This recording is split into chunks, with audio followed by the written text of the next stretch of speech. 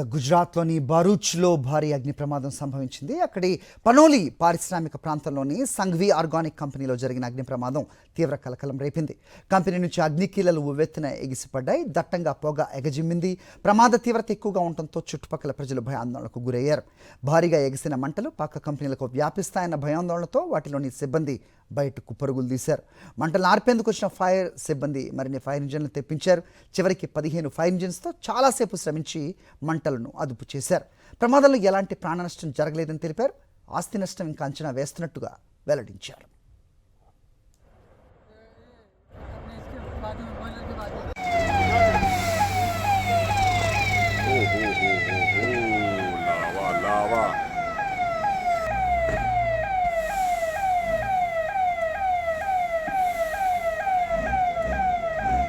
మరలా